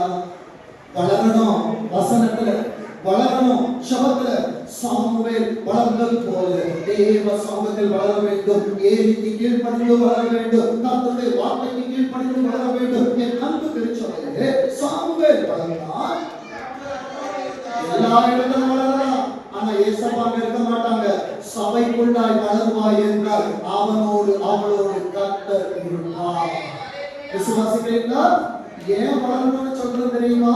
வேதம் சொல்லுகிறது, கர்த்தர் அவனோடு இருந்தார். கர்த்தர் ஒரு மனிதனோடு இருப்பார் என்றால் அவர் தம்முடைய எல்லா வார்த்தைகளிலும் ஒன்றையாகிலும் தரையிலே விழுந்து போக விடவில்லை. ஏசப்பாவோடு இருந்தீங்கன்னா, நான் ஏசப்பாவுக்கு விலகி ஓடணும்னு யோனாவை போல ஓடுறேன். ஆனா பல வருஷத்துக்கு முன்னால இன்றைக்கு சிலர் இங்கே இருக்கிறீங்க. அப்பா அபிஷேகம் பண்ணும்போது, இது நான் சொல்றது ஒரு 15-17 வருஷங்களுக்கு முன்னால, அன்னைக்கு தலையில வச்ச தரிசனம் என்ன தெரியுமா? இவன் கட்டப்பட்ட சபையை பார்த்தான். 14 ஆண்டுகள் தாவீத போல இல்ல. ஆனால் கர்த்தர் சொன்ன ஒரு வார்த்தை கீழே விடாது. விசுவாசிக்கிறீங்களா? சாட்சியாய் நிற்க வைத்தவர் ஒன்றை சாட்சியாய் நிற்க வைக்க மாட்டாரா? சாட்சி படுத்த மாட்டாரா? என் அன்பு தேவ பிள்ளைகளே, என் ஆண்டவர் சாட்சி இல்லாமல் ஒன்றையும் செய்ய மாட்டார். தேவ சமூகத்தில் வளர்ந்தாய் என்றாலும் பரலோகத்தில் ஏறி பண்ண விட மாட்டார். பாத்திரத்தில் மனித மாட்டார விட மாட்டாரு. அவருடைய கரம், சொல்லுங்க, அவருடைய கரம் என்னை எவ்விடத்திலும் தொடர்ந்து பிடிக்கும். எலியாவுக்கு ரதம் வந்திருக்கிற எனக்கு உனக்கு கர்த்தருடைய கரம். என் அன்பு தேவ பிள்ளைகளே, 20வது வசனத்தை வாசிக்க பார்ப்போம். சாமுவேல் கர்த்தருடைய தீர்க்கதரிசிதான் என்று தாங்கள் பேசலாம் உள்ள சகல இஸ்ரவேலுக்கும் விளங்கினது. என் அன்பு தேவ பிள்ளைகளே, அநேக நேரத்தில் ஏசப்பா நான் கேட்கிற கேள்விதான், அப்பா நீங்க என்ன கூப்பிட்டீங்களா? கர்த்தர் உட்கார வச்சு சொல்லி கொடுக்கிற வார்த்தை என்ன தெரியுமா? ஒரு நாள் வரும் என் அன்பு தேவ பிள்ளைகளே, மரணத்துக்கு முன்பாகிலும் மரணம் பின்பாக இருந்தாலும் சரி, கர்த்தரால் அபிஷேகிக்கப்பட்டவனை கர்த்தர் ஒரு நாளும் கீழே விட மாட்டார். அவர் வார்த்தைகள் கீழே விடாது. அவர் தீர்க்கதரிசிதான் என்று ஒவ்வொரு கண்களுக்கு முன்பாய் கர்த்தர் காட்டுவார். என் அன்பு தேவ பிள்ளையே, இந்த வார்த்தையை துவங்கும் போது அதனால சொன்னேன், ஒரு வாழ்க்கையில என்னை எதிர்பார்த்து வந்திருந்தாயோ, கர்த்தர் என்னை ஊழியக்காரனாய் சபைக்கு தேசத்துக்கு கர்த்தர் வைத்திருப்பார் என்றார் சொல்லப்பட்ட ஒரு வார்த்தை கீழே தரையில் விடாது. என் அன்பு தேவ பிள்ளையே, உபாகமம் 10வது அதிகாரம், உபாகமம் 10வது அதிகாரம் 2வது வசனத்தை வாசிக்க பார்ப்போம். நீ உடைத்து போட்ட முந்தின பலகைகளில் இருந்த வார்த்தைகளிலும் அந்த பலகையில் எழுதுவேன். நிறைய நேரம் குடும்பத்திற்காக ஆண்டவரின் உடன்படிக்கை உடைத்தோம், நண்பர்களுக்காய் உடைத்தோம், பிரியமானவர்களுக்காய் உடைத்தோம். இன்றைக்கு அவர்கள் எல்லாம் உன்னை உடைத்து போயிட்டாங்க. போயவன் உன்னை மறுபடியும் திருக்கையில் எடுத்து வைத்து உன்னை பயன்படுத்த ஆசைப்படுகிறார். மறுபடியும் உள்ளும் புறமும் அவன் மேய்ச்சலை கண்டடைவான் என்று சொன்னவர் உள்ளேயும் வெளியேயும் உயவன் ஒரு பானையை உருவாக்கும் போது வேற எந்த கையையும் அது மேல வைக்கிறதுக்கு அவன் அதோ பண்ண மாட்டான். இவ்வளவு நாளும் உலகம் உன்னை கண்ட்ரோல் பண்ணிட்டு இருந்தது. உலகத்துக்கு பின்னால நீ போன. ஆனா இந்த ஆராதனையிலிருந்து கர்த்தருடைய பாதுகாவல் உனக்கு உண்டாகி இருக்கிறது. வெளியே அவர் கையை வச்சிருப்பாரு, உள்ளேயும் அவர் கையை வச்சிருப்பாரு. உன் வாழ்க்கை கர்த்தருக்குள்ளாய் இருக்க போகிறது. வேதம் சொல்லுகிறது பாருங்க, நீ உடைக்கப்பட்ட முந்தின பலகைகள் என்ற வார்த்தைகளை அந்த பலகைகள் ஆண்டவர் அன்றைக்கு என்ன சொன்னாரோ அதான் இன்றைக்கு சொல்லுவார். ஏசப்பா உன்னை தரமாட்டேன்னு சொன்னா தரமாட்டாரு, தருவேன் என்று சொல்லுவார் என்றால் நிச்சயம் தருவார். விசுவாசிக்கிறீங்களா? ஆண்டவரே ஏன் இந்த ஆசீர்வாதம் கிடைக்கல? ஏன் ஆண்டவரே எனக்கு இந்த நன்மை கிடைக்கல? என் ஆண்டவர் சொல்லுகிற நோவும் உனக்கு பதில்தான். ஏசப்பா நிறைய ஆசீர்வாதத்தை எனக்கு நீ தந்திருந்தாங்கன்னா கோடியக்காரனா இன்னைக்கு நின்றுக்க மாட்டேன். ஆண்டவருக்கு முருக காமிச்சிட்டு டாட்டா பை பை சொல்லிட்டு எங்கோ சில நேரத்தில் கல்லறை கூட படுத்திருந்திருப்பேன். ஆனால் கல்லறைக்குள் இல்லாமல் ஆண்டவர் இன்றைக்கு அநேகருக்கு முன்பாக நிற்க வைத்திருக்கிறார் என்றால் நான் உடைத்தேன். கர்த்தர் எனக்குள்ள எழுதின வார்த்தைகளுக்கு இன்றைக்கு அவர் வெளிச்சம் போட்டு காண்பித்துக் கொண்டிருக்கிறபடியால் அநேகருடைய வாழ்க்கையிலே கர்த்தர் ஆசீர்வாதங்களை கொடுக்க இந்த கழுதையை பயன்படுத்தி கொண்டிருக்கிறார். என் அன்பு தெய்வ பிள்ளைகளே, நீ அவைகளை பெட்டியிலே இந்த உடம்பு பெட்டிக்குள்ள போறதுக்கு முன்னால ஏசப்பாவுடைய 2 பலகை புதிய ஏற்பாடு பழைய ஏற்பாடு இருதயம் என்கிற பெட்டியில வச்சிரு. இந்த பெட்டிக்குள்ள அது இருக்கும்னா அது உன்னை பரலோகத்துக்கு கொண்டு போயிடும். இல்லாம நீ பெட்டிக்கு போனா பாதாளத்துக்கு போயிருவ. பாதாளத்துக்கு போகணும்னா இத இருதயத்துல வைக்காம போயிரு. பரலோகத்துக்கு போகணும்னா கர்த்தர் எழுதி கொடுத்தத இருதயத்துக்குள்ள வச்சுட்டு போயிரு. என் நண்பு தேவ பிள்ளையே, இப்போ வாசிங்க ஆகாய் 2ஆம் அதிகாரம், ஆகாய் 2ஆம் அதிகாரம் 9ஆம் வசனத்தை சத்தமா வாசிங்க பாப்போம். ஆகாய் 2ஆம் அதிகாரம் 9ஆம் வசனம்.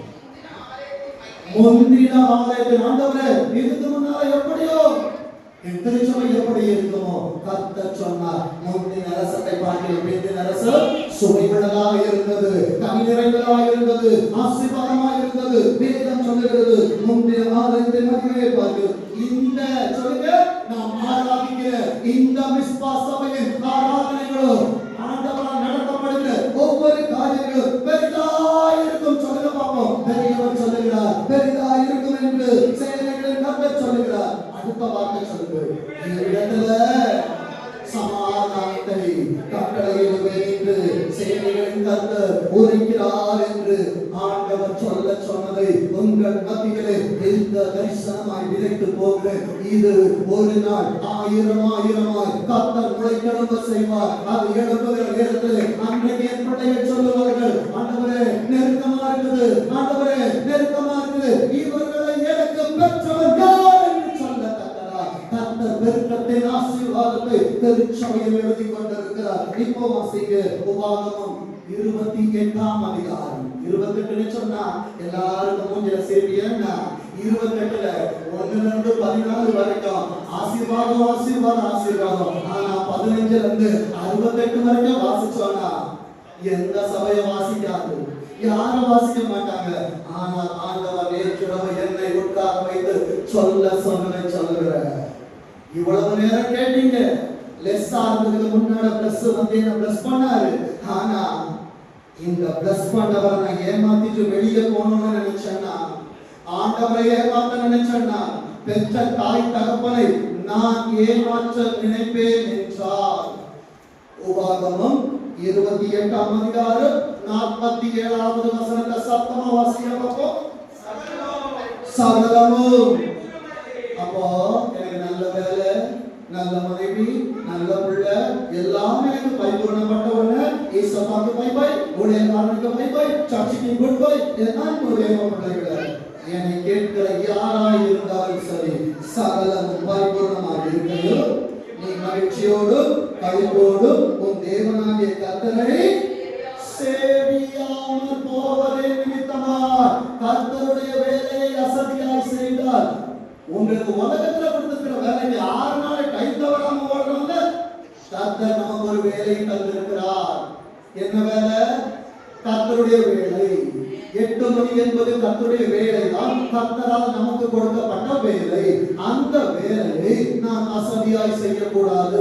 8 மணி வேலைக்கு நான் 9 மணிக்கு வருவேன் என்றால் 1 மணி நேரம், 1 மாதம் ஆகலாம், 1 வருடமும் ஆகலாம். என் அன்பு தேவ பிள்ளையே, 40 நாளின் ஆசீர்வாதத்தை வருடங்களாய் மாற்றினது இஸ்ரவேலர்கள். இன்றைக்கு கர்த்தர் உனக்கு கொடுப்பேன் என்று சொன்ன அநேக ஆசீர்வாதங்களை இழந்திருக்கிறாய் என்றால் உன் கையினால் நீ தான் இடித்து போட்டா. 48வது வசனத்தை வாசிங்க. சகலமும். அப்போ ஏசப்பா இதை மிச்சம் வைக்க மாட்டாங்க. யோபை சோதிக்க வேண்டும் என்று விரும்பினார். மனைவியை மாத்திரம் மிச்சம் வச்சாங்க. ஏன் தெரியுமா? ஜோசப் சீக்குவர். ஏன் ஏசப்பா? ஏனென்றால் அவள் சரீரம் அவனுக்குள்ளாக இருந்து எடுக்கப்பட்டபடியினால் அவளை அடித்தால் யோபு அழிந்து போவான். என் அன்புடைய பிள்ளைகளே, கணவனும் மனைவியும் இசைந்திருக்கணும். அதனாலதான் அவர்கள் மிச்சம் வச்சார். ஆனா ஓவர் ரைட்ல யோபு அந்த ஆண்டவருக்காய் வாழ்ந்தான், சரித்திரம் படைத்தான். என் அன்புடைய பிள்ளைகளை, இன்றைக்கு சகலமும் பரிபூர்ண பட்டிருக்கிற நேரத்தில் தேவனை தேடாமல் இருப்பான் என்றால் யாராயிருந்தாலும் சரி, ஜோசா இருந்தாலும் சரி, ஜென்சனா இருந்தாலும் சரி, யாரா இருந்தாலும் 8 மணி நாளாக என்றால் 7:45 நான் உள்ளே இருக்க வேண்டும். எத்தனை பேரோடு சேர்ந்து ஆமென் என்று சொல்ல போகிறேன். தூக்குறது ஈஸி, தூக்குறது ரொம்ப ஈஸி. ஆனா செய்வது கடினம். கலப்பையில என்னோட எத்தனை பேர் கைவிட்ட போனீங்க? கையை நல்லா தூக்கி காட்டுங்க. இல்ல பேர சொல்லாத தூக்கி காட்டணும். ஏன்னா என் பிள்ளைங்க எல்லாரும் பரவாயில்ல பார்க்கணும். கருணை எனக்கு கையை காணும். யாராவது பக்கத்துல இருந்து தூக்கி விடுங்க. கருணை இருக்கீங்களா? கையை நல்லா மேல தூக்கி பாருங்க பார்ப்போம். பிள்ளைங்க மூஞ்ச பார்த்த உடனே ஏசப்பாடைய சத்தம் கேட்க. என் பிள்ளை ரொம்ப நல்ல பிள்ளை தான். அதனால அடுத்த வாரத்துல சின்ன பிள்ளைங்க முன்னாள் உட்கார கேட்கணும். ஏன்னா பிள்ளைகளோட ஆர்வம் அவங்களால தொடப்படும். எல்லாம் இப்ப கையை தூக்கி காட்டுங்க. தலைப்பையை கை வைத்து விட்டேன் ஆண்டவரே சொல்லுங்க. ஸ்ரீதரன் நல்லா அட்டென்ஷன் இருக்கிறாங்க. கர்த்தரை ஆசீர்வதிப்பாங்க. அடுத்த வாரத்துல இருந்து ஜெபம் பண்றதுக்கு கையெங்க பின்னால வந்துச்சு. கையை தூக்கி சொல்லுங்க. அடுத்த வாரத்துல இருந்து கல்மல கையை வச்சுக்கணும். திரும்பி திரும்பி திரும்பி பார்த்தா என்ன உப்பார்த்தவங்க பரவாயில்ல யூஸ் பண்ணலாம். தூணாய்க்க ஒண்ணும் பண்ண முடியாது. கையை தூக்கி சொல்லு. ஆண்டவரே உமக்காய் நான் வருகிறேன் அப்பா, என்னை அனுப்பும், நான் போகிறேன் என்று திருச்சபை. முதல்ல திருச்சபை திருத்துவோம், அப்புறம் வெளியே போய் திருத்துவோம். என் நண்பு தேவ பிள்ளைகளை வேதம் சொல்லுகிற வார்த்தையை பாருங்க. சகலம் குறைபட்டு பட்டினியோடும் தாகத்தோடும் நிர்வாணத்தோடும் கர்த்தர் உனக்கு விரோதமாய் அனுப்பும் சத்துருக்களை யார் செய்திருக்கிறீங்க? எத்தனை பேருக்கு முன்னால கடன் கோலியாத்த போல 40 நாள் வந்து ஒரு வீட்டு வாசலை தட்டிக்கிட்டு பலவீனம் வந்து தட்டிக்கிட்டு தாவீதாய் நிற்காத வரைக்கும் சவுலால் அற்புதத்தை பார்க்க முடியாது. தாவீதா எழுந்து கர்த்தருடைய வார்த்தையை சுமந்து செல், கர்த்தருடைய வார்த்தைகளால் பேசு, கர்த்தரோடு நின்று பார். கர்த்தர் உலகத்தை சேவிக்க வைக்க மாட்டார். யோசுவாவின் அனுபவத்துல எத்தனை பேர் என்னோடு சேர்ந்து 2 கைகளை உயர்த்தி சொல்ல முடியும்? நான் என் வீட்டாரோ என்றார், நான் என் வீட்டாரோ என்றார். கர்த்தரையே சொல்லுங்க.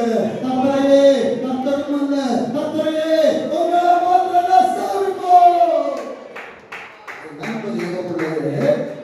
அவர்கள் உன்னை அழித்து தீரும் மட்டும் இருப்பு முகத்தடியை போடுவாங்க. ஏசப்பாவின் முகத்தடி ரொம்ப லகுவா இருக்கும். 66 ஆகமம் ரொம்ப வெயிட்டா இருக்குதா? பைபிள் ரொம்ப வெயிட்டா இருக்குதா? ஆனா இந்த லகுவானதை சுமக்காமல் இருப்பாய் என்றால் கடன் என்கிற நுகம் உன் கழுத்திலே கூட்டப்படும். வியாதி என்கிறதான நுகம் உன் கழுத்திலே கூட்டப்படும். ஏமாற்றம், பலவீனங்கள், அவமானங்கள் இவைகள் உன் கழுத்திலே கூட்ட வைக்கப்படாமல் இருக்க வேண்டும் என்றால் ஆண்டவர் இதோ ஒரு கரத்திலே தாவீதின் திறவுகோலை தருகிறார். தாவீதின் திறவுகோல் என்ற இடத்திலே ஜென்சனின் திறவுகோலை கர்த்தர் எனக்கு தருகிறார். உங்க பேரை மட்டும் சொல்லுங்க. உங்க சாமியில உங்க பேரை இயேசுவா எழுதி கையில கொடுத்தாங்கன்னா எந்த புட்ட வேணாலும் திறக்கலாம். கர்த்தர் சொல்லுகிறார், இதோ திறந்த வாசல் உனக்கு முன்பாக வைத்திருக்கிறேன். ஒருவரும் அதை பூட்ட மாட்டார். திருச்சபையே எங்களிலிருந்து பூட்டப்படாத ஆசீர்வாதங்களை கர்த்தர் திருச்சபையிலே அவர் வைத்திருக்கிறார். வேதம் சொல்லுகிற வார்த்தையை பாருங்க. 58வது வசனத்தை வாசிங்க பாப்போம். உன் தேவனாகிய கர்த்தர் என்றும் மகிமையும் பயங்கரமான நாமத்துக்கு ஏசப்பா ரொம்ப நல்ல ஏசப்பாவை தெரியுங்க.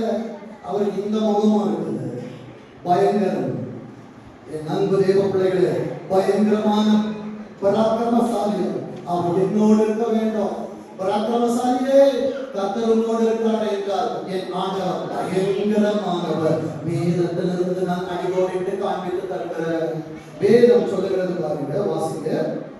நீ இந்த புஸ்தகத்தில் எந்த புஸ்தகத்துல? கட புஸ்தகத்திலயா? எந்த புஸ்தகம்? வேத புஸ்தகம். நீ உன் கரத்தில் வைத்திருக்கிற 66 ஆகமங்கள் இருக்கிறதான நியாய பிரமாணங்களின் படியெல்லாம் நடக்காவிட்டால் அது வீட்டுல போய் வாசிங்க. 63 இப்ப வாசிங்க. 63 கர்த்தர் உங்களுக்கு நன்மை செய்யவும் உங்களை இந்த மாசம் உங்களுக்கு என்ன சொன்னாங்க? பெருக்கத்தின் மாதம். வேதம் சொல்லுது கர்த்தர் உங்களுக்கு நன்மை செய்தால் தான் பெருக்கத்தை பார்க்க முடியும். கர்த்தர் உங்களுக்கு நன்மை செய்யவும் உங்களை பெருக பண்ணவும் எப்படி உங்கள் மேல் ரம்மியமாய் இருந்தாரோ அப்படியே உங்களை அழைக்கவும் உங்களை அகப்படவும் ரம்மியமாய் இருப்பார். நீங்கள் சுதந்திரிக்க போகிற தேசத்திலிருந்து அர்த்தம் தெரியுமா? நம்ம சுதந்திரிக்க போகிற தேசம் என்னது? கானான் தேசம், பரமகானம். ஏசப்பா அங்க நம்ம பிடிக்கி போட்டுருவாங்க. இங்கே ஆண்டவருக்கான ஆராதனைகளை செய்யாவிட்டால் பரலோகத்திலே உனக்கு இடம் கிடைக்காது. என் அன்பு தேவ பிள்ளைகளே, நன்மை செய்கிறவர் எனக்கு தீமை செய்ய வரக்கூடாது. கர்த்தர் உங்களுக்கு ஆசீர்வாதத்தின் காரியங்களை எழுதி வைத்துக் கொள்ளுங்கள். 3 காரியங்களை சொல்ல போகிறேன்.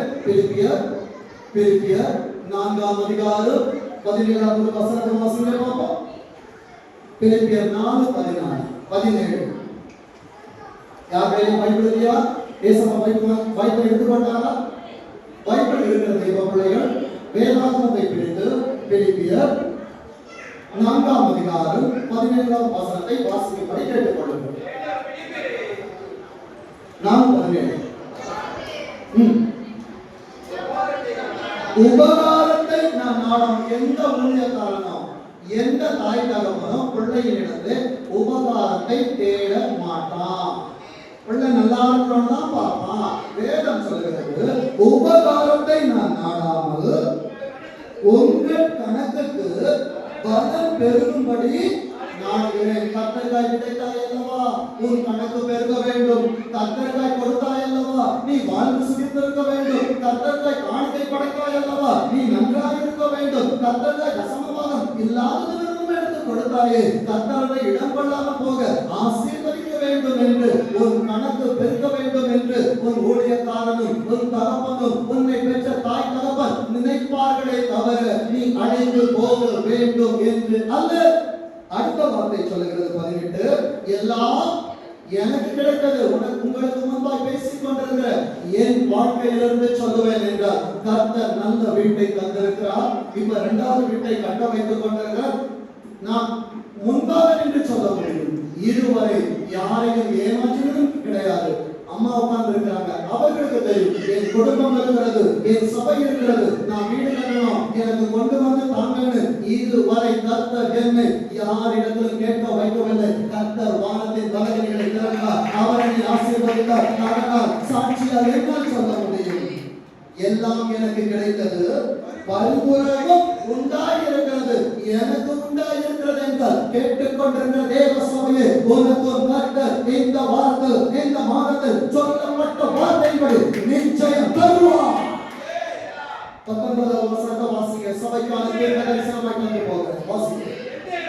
என் தேவன் சொல்லுங்க பார்ப்போம். இவ்வளவு நேரம் உன் தேவன் என்று சொன்னவர் நீ கர்த்தரிடத்துல உடன்படிக்கை செய்தபடியினால் தலைமையிலே கை வச்சபடியினால ஏசப்பா சொல்றாங்க என் தேவன் தம்முடைய சொல்லுங்க தம்முடைய உலகத்தின் ஐஸ்வர்யமான கைத்தனாக்கிறார். கர்த்தருடைய ஐஸ்வர்யம் உங்களோடு பேசிக் கொண்டிருக்கிறது. வேதம் சொல்லுகிறது தம்முடைய ஐஸ்வர்யத்தின்படியே உங்கள் குறைவுகளை எல்லாம் பிளஸ் டு பிளஸ், அதாவது உங்கள் குறைவுகளை எல்லாம் கிறிஸ்து இயேசுவுக்குள் மகிமையிலே நிறைவாக்குவாராக. அடுத்த வார்த்தை என்றென்றைக்கும் சொல்லுங்க பாப்போம். வலதுகரத்தை உயர்த்தி சொல்லுங்க என் ஆண்டவருக்கு என்றென்று மகிமை உண்டாவதாக. என் அன்பு தேவ பிள்ளைகளே, கர்த்தரின் வார்த்தைகளின் படியார் இதை சுமந்து கொண்டு வீடுகளுக்கு சென்று விதைத்துப்பார். கர்த்தர் உங்களை ஆசீர்வதிக்கவே ஆசீர்வதித்து உங்கள் பேரை பெருமைப்படுத்துவார். கர்த்தர் தாமே வார்த்தைகளை ஆசீர்வதிப்பாராக. ஆமென் ஆமென்.